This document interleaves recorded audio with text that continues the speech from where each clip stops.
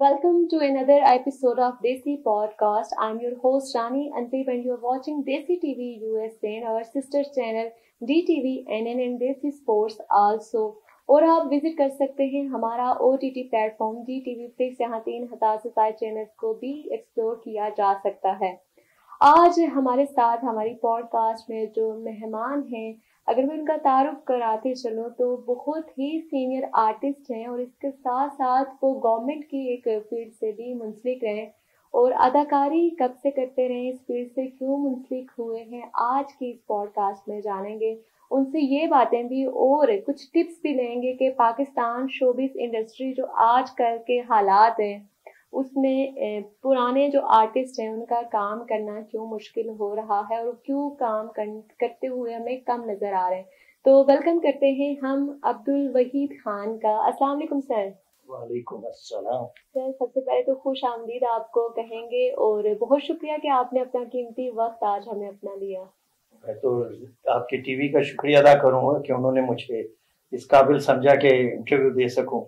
ठीक है सर, सबसे पहले हम आपकी इब्तिदाई जिंदगी के बारे में जानना चाहेंगे, कुछ उस हवाले से बता दें। मैं ज्यादातर हम यूं कह लें कि इस्लामाबाद में हम बर्थ हुई तकरीबन 76 से अच्छा हम आ गए थे और उसके बाद यहीं पे स्कूलिंग की। स्कूलिंग के बाद जॉब लग गई और उसके बाद जनरली हम जॉब के बाद काम शुरू हो गया। और आप ऐसा कह लें कि अदाकारी के शौक तो था ही, तो ऑफिस से जाया करते थे, दोस्त यार थे हमारे टीवी में, तो जाते थे। और जब वहां पे हमने देखा कि बड़े बड़े अच्छे लोग आए हुए हैं, मतलब बड़े आर्टिस्ट जो हैं वो आए हुए हैं, तो हमें और ज्यादा शौक हुआ। फिर पीटीवी जाना शुरू हो गए। तो हमारे एक दोस्त थे निसार रजवी साहब, उन्होंने एक वो थी अपना न्यूज कास्टर सुरैया शहाब, उनके बैनर के नीचे उन्होंने एक ड्रामा स्टेज करवाया जो आईसीबी स्कूल में किया था। उसमें फर्स्ट टाइम मुझे चांस मिला, तो उसमें मैंने रोल किया। तो उसके बाद फिर स्टेज पे जब कर लिए तो हर चीज जो है ना वो क्लियर हो गई, तो फिर चल सोचा ठीक हो गया। तो सबसे पहला जो आपका मतलब शोबिस में एंट्री थी वो कौन सी उम्र में हुई? मैं तकरीबन 24 या 25 साल का हूँगा। ठीक हो गया। तो क्या आपको मतलब किसी को आइडियलाइज करके आपने ये फील्ड ज्वाइन की थी या बस शौक के तहत? हाँ, हमारे दोस्त थे, लतीफ शेख साहब थे, हाशिम भट्ट थे, उनके साथ हमारा क्योंकि बहुत ज्यादा उठना बैठना भी था, कुलीग थे, दोस्त थे, तो बस उनको देखकर वो तो जाते थे, हम कहते यार हम भी कुछ करें, तो बस उस तरह देखते हुए हम भी फिर इस साइड पर आ गए। ठीक हो गया। तो स्टेज पे काम करना और टीवी पे काम करना क्या डिफरेंस है और आपको कौन सा ज्यादा पसंद है काम? टीवी का और स्टेज का है तो मुख्तलिफ, लेकिन जो स्टेज पे है वो तो आपको रिस्पॉन्स उसी वक्त मिल जाता है, लेकिन टीवी का जो है वो आपको देखने के बाद जो लोग हमारे जो व्यूअर्स हैं वो देखकर बताते हैं। तो इसलिए मुझे ज्यादातर जो है वो स्टेज जो है वो ज्यादा अट्रैक्टिव ही है। तो बहरहाल उसके बाद फिर मैंने पीटीवी पे प्ले कर ही रहे थे, तो मुझे एक कमर्शियल की ऑफर आ गई, तो बस फिर वो कमर्शियल ऐसा लगा कि वो जनरली फिर मुझे ज्यादातर मैंने कमर्शियल जो है ना, बड़े कमर्शियल मोबलिंक का हो गया, टेलीनॉर हो गया, ये सब तकरीबन ये जो कमर्शियल है ये सारे आप करते हैं। ठीक हो गया। तो सर आप जिस दौर में थे, आपकी मतलब 70-80s के दौर में, तो जब आपने स्टार्ट लिया तो उस दौर में जब कोई शोबिस की फील्ड में जाता था तो उसको ज्यादा मेरे ख्याल से तनकीद का सामना करना पड़ता था, तो आपको हुआ ऐसा एक्सपीरियंस? बिल्कुल, वाले साहब खास तौर पे वो तो कहते थे यार तू किस काम से पे गए। बहरहाल उस वक्त वहां पे ख्याम सरहदी साहब के साथ मैंने किया, फिरदौस जमाल साहब के साथ किया, सज्जाद किश्वर साहब माशाल्लाह आगा जी जो हमारे, उनके साथ काम किया। टीवी पे तो बहुत लैला जुबैरी हैं, गुडी गुडी हो गया, काफी ड्रामे जो थे ना, अभी तो याद भी नहीं कि कौन कौन से किए, कौन कौन, बहुत काम हो गया। तो अब जो है दौर जो अब आ गया है उसका तो बस अल्लाह ही हाफिज है, हम तो कुछ नहीं कह सकते। बिल्कुल, इस तरफ भी हम जाएंगे और जानेंगे कि हमारी पाकिस्तानी शोबिस इंडस्ट्री इतनी जवाल पजीरी का शिकार क्यों है, हालांकि एक दौर था जब इसको कॉपी किया जाता था। बिल्कुल। तो सर मुझे आप ये बताइए कि अभी तक आपका जो कैरियर गुजरा है उसमें आपने कोई ऐसा काम किया हो जो आपको बड़ा प्राउड फील होता हो कि भाई ये काम मैंने करना था और that I can do it. हाँ, पीटीवी पे तो उस वक्त तो इतना ज्यादा नहीं था, लेकिन इस दौर में अभी आके असल में एक और चीज हुई है कि हमारे जो पहले जो प्रोड्यूसर या डायरेक्टर होते थे वो बाकायदा रिहर्सल किया करते थे। आजकल के दौर में तो ये जनाब ये आपका सीन है, ये आप करवा दीजिए, एक सीन, दो सीन। हाँ, एक अभी रिसेंटली एक ड्रामा जो है वो मेरा, मुझे लगा है कि मैंने उसमें मेरे से काम लिया गया है, जो अभी रिलीज तो नहीं हुआ, लेकिन हमारे डायरेक्टर जो थे वो लतीफ शेख साहब, उन्होंने मेरे से जो काम लिया है वो इंशाल्लाह ये खुदगर्ज आएगा, तो आप देखिए। ये ड्रामा है, फिल्म है, ये टेलीफिल्म है। टेलीफिल्म। ठीक हो गया। तो अच्छा, आप ज्यादातर कौन से कैरेक्टर करते रहे, नेगेटिव कैरेक्टर, पॉजिटिव कैरेक्टर? असल में मुझे शुरू से ही कैरेक्टर मिलते रहे और बड़े कैरेक्टर, मतलब मिसाल के तौर पे ख्याम सरहदी साहब के साथ जब मैं कर रहा था ख्वाब रास्ते में, वो एक प्रोफेसर थे, मैं जूनियर प्रोफेसर था, और बस इसी तरह के, क्योंकि मेरे उस वक्त हल्के हल्के वाइट होने शुरू हो गए थे बाल, तो वो मुझे कैरेक्टर ही मिलते रहे हैं बस अकॉर्डिंग टू योर पर्सनैलिटी। बिल्कुल इसी तरह। ठीक हो गया। अच्छा, मुझे ये भी बता दें कि आजकल के जो ड्रामा बन रहे हैं, मतलब पीटीवी का एक नाम होता था, ड्रामे बनते थे। अगर मैं अपने एरा की बात करूं तो चंद ऐसे ड्रामे हैं जो मुझे अभी तक याद है, मे बी आप ने वो देखे हों या उनमें आपके साथ उन्होंने परफॉर्म किया। मैं छोटी थी, रिपीट में लगे, अब आई डोंट नो या क्या, एक जंजाल पूरा, वो एक कॉमेडी ड्रामा था, फिर गेस्ट हाउस हो गया, बिल्कुल, खुदा की बस्ती को भी हमने रिपीट में देखा है। तो अब उस तरह के आइटम बनना क्यों बंद हो गए? असल में अब जो है वो क्वालिटी नहीं है, अब क्वांटिटी के ऊपर चले हुए हैं। वो कहते हैं बस ये ले, आप काम करें और जाएं, कोई पता नहीं। अब मैंने कई ऐसे प्ले किए हैं जिनमें मुझे नहीं पता कि मेरे सामने कौन है, मैं अपनी रिकॉर्डिंग करा के और मैं चला गया, मतलब कोऑर्डिनेशन बाद में पता चला कि जनाब ये फलाना आर्टिस्ट है, उसका रोल है। तो ये चीजें अब वो ये चीजें असल में बिल्कुल खत्म हो गई हैं, कि मतलब कि आप यूं कहें कि वो दौड़ लगी हुई है, पैसे की दौड़ है। अल्लाह अल्लाह खैर से। ठीक हो गया। अच्छा सर, आप मैं अगर आपसे आप पूछूं तो आप अभी बैठ के अगर फ्री सोचा तो आप क्या एक्टर ही बनना चाहते थे, या अपने पीछे जाना चाहें, खुद को नसीहत करना चाहें, तो आज से 20 साल 30 साल पीछे जाके आप क्या अपना कैरियर चूज करते? बड़ा मुश्किल सवाल आपने कर लिया।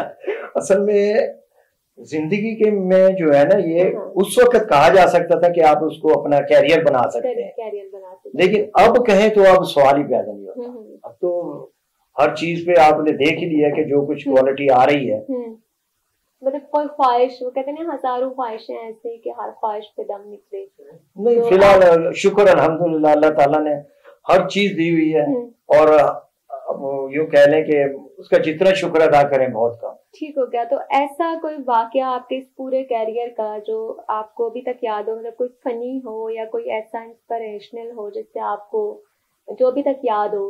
हाँ, एक था, एक कई आए होंगे, लेकिन याद इस वक्त एक आ रहा है कि हम एक स्किट्स कर रहे थे जिसमें कैसर फारूक साहब थे, और हम जा रहे थे रिकॉर्डिंग करते हुए बाहर से, तो वो एक आदमी जो है वो केले खाता हुआ फेंकता जा रहा है, तो पीछे से उठाते जा रहे हैं और रखते जा रहे हैं। तो नुमान, गालिबन नुमान था, नुमान मसूद नाम है मेरा ख्याल। जी, नुमान मसूद था उस वक्त। वो उस जमाने में जो है ना गाड़ी को स्किट किया करता था, उसे बड़ा शौक था, वो करता था। तो एक दिन जब हम जा रहे थे तो रिकॉर्डिंग करते हुए, तो वो मोटरसाइकिल पे गया, और वो जाते हुए एक गाड़ी इधर से कहीं से आई है, और नुमान की गाड़ी आई है, और एकदम इधर से मोटरसाइकिल वाला आ गया, वो उसके ऊपर गिर गया, मतलब लग के एक्सीडेंट कहने हो गया, लेकिन शुक्र है दोनों की बचत हो गई।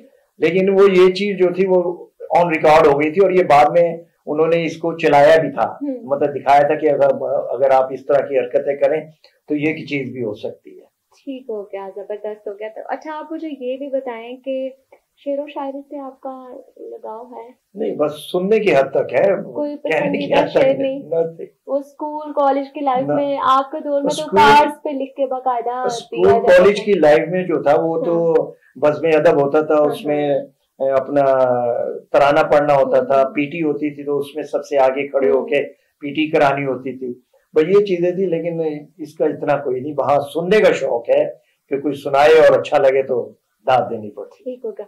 अच्छा, अगर मौका मिले आपको एक दिन स्पेंड करने का किसी अदाकार के साथ तो कौन होगा वो? ये अगर आप पहले बता देती तो मैं सोच के आता।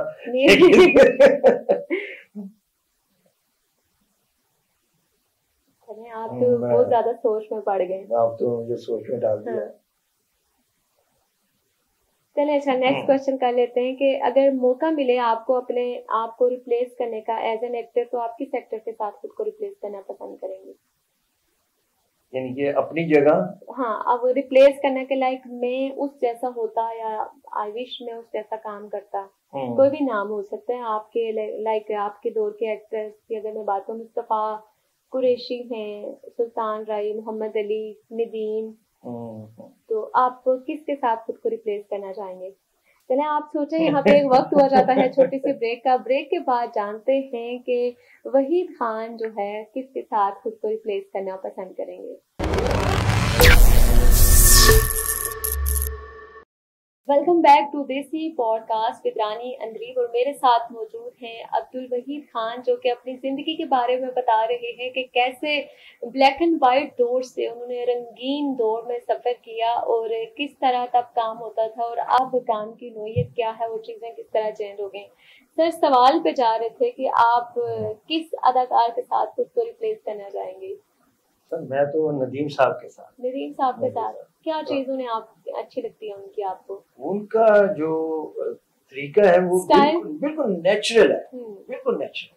ठीक हो गया। अच्छा, मुझे ये भी थोड़ा सा साथ बता दें कि आपका एक एरा है ब्लैक एंड व्हाइट दौर से आप रंगीन दौर की तरफ आए, तो क्या क्या मुश्किलात रही हैं जो आपको इस दौर में, इस जर्नी में आपको फेस करनी पड़ी? वो तो हर दौर में ये चीज रही है कि मतलब है कि आप ब्लैक एंड व्हाइट में ये था वो ज्यादा अच्छा था, कलर से वो ज्यादा बेहतर था, क्योंकि वहां पे हमें सीखने को मिलता था।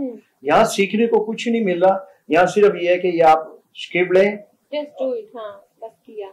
अच्छा, एक और चीज है जो काफी ज्यादा मुझे भी क्यूरियोसिटी मेरे अंदर कर रही थी, मैंने कहा मैं आपसे भी पूछ लूं, वो ये कि कहा जाता है, मतलब आपसे भी मैं ये पूछूंगी कि कोई ऐसा रोल है जिसको करते हुए आपको अपने एक्टिंग कैरियर में मुश्किल पेश आई हो और काफी रिहर्सल के बाद और उस प्रोजेक्ट खत्म होने के बाद भी वो रोल आपकी शख्सियत में जिंदा रहा हो? हाँ, ये इस तरह था कि पीटीवी पे जब मैं था तो मेरी पर्सनैलिटी के हिसाब से वो मुझे प्रोफेसर के रोल मिल रहे थे। तो मेरे एक डायरेक्टर थे, उन्होंने मुझे कहा कि अब तुमने डायरेक्टर इसका प्रोफेसर का रोल नहीं करना, नहीं तो ये छाप लग जाएगी। तो लिहाजा मैंने फिर वो छोड़ के फिर मुझे वालिद का रोल, दादे का रोल, दादे का तो खैर अमान मिलने में उस वक्त वालिद का रोल ज्यादातर मिलता था, और बस वो चीजें जो है ना उसको फिर देखता गया उस हिसाब से। मुझे कई दफा लोग कहते, वो प्रोड्यूसर डायरेक्टर कहते थे कि आप अपने बाल काले कर लें। मैंने कहा भाई मैंने नहीं करने बाल काले, आप जैसे कर इसी तरह ले। फिर उन्होंने उस हिसाब से मुझे कैरेक्टर दिया जाता। ठीक हो गया। तो ऐसा मतलब मैंने सुना है, हम लोग सुनते हैं कि एक्टिंग तो होती अपनी जात की नफी है, तो कोई आप बीइंग अ प्रोफेसर आपने बहुत से रोल किए, तो क्या वो प्रोफेसरी आप रियल लाइफ में अप्लाई करते थे या बस एक्टिंग के दौरान कट हुआ तो आपका वो प्रोफेसर खत्म अंदर से हो गया? हाँ बिल्कुल इसी तरह है, मतलब है कि कैरेक्टर से आप उसी वक्त निकल जाए। तो बहुत से एक्टर जो हैं वो ये कहते हैं कि हम काफी हम देखने को भी आए कि कुछ रोल्स कुछ एक्टर ने ऐसे किए होते हैं इतने एक्सट्रीम लेवल पे कि वो सुसाइड कर लेते हैं या कुछ ऐसे हो जाता है, तो दैट इज ट्रू और क्या होता है उनके साथ? वो असल में फिर अपने ऊपर बिल्कुल तारी कर लेते होते हैं ना, तो फिर उसके अंदर से निकलना उनके लिए मुश्किल हो जाता है। हाँ ठीक है, अपना नेगेटिव आप अपने आप को जब तक नफी नहीं करेंगे आप उस कैरेक्टर को नहीं चला सकते। ठीक हो गया। तो क्या टिप देना चाहेंगे आप, जो करंट सिचुएशन है हमारी पाकिस्तान शोबिज इंडस्ट्री की, इस हवाले से कि किस किस्म के ड्रामे बनने चाहिए, किस किस्म की मूवीज आनी चाहिए? इस्लाही ड्रामे तो बनने चाहिए जिसमें कोई ना कोई मैसेज जो है ना वो देना चाहिए। बाकी रहा जो भी हमारे भाई या बेटे या जो भी मतलब है आज इस फील्ड में आना चाहते हैं, उन्हें चाहिए कि वो पूरा वर्क करके आए, कि हमने इसको जो है ना इसमें जो है ना पूरा काम करना है, सही तरीके से करना है और ईमानदारी से करना है। अच्छा सर, ऐसा कोई रोल आपने अपने होल कैरियर में किया हो, क्योंकि आपकी पर्सनैलिटी को देख के और आपको देख के जैसे प्रोफेसर के रोल दिए गए और पॉजिटिविटी आपकी पर्सनैलिटी से आ रही है, तो मतलब ये होता है कि कुछ टाइम इंसान थोड़े दूसरे रोल करना चाहता है। जैसे हमारे लेजेंडरी एक्टर की अगर मैं बात करूँ तो सुल्तान राय, उनको विलन के रूप में देखा है। शब्बीर चीमा हो गए, उनको विलन के रूप में देखा है। इजाज साहब को मतलब कुछ कैरेक्टर जो एक्टर होते हैं उन पे मोर छप जाती है कि इन्होंने ये करना है। तो आपके साथ भी ऐसा ही हुआ है या कुछ हटके भी आप करना चाहते हैं और वो किया हो आपने?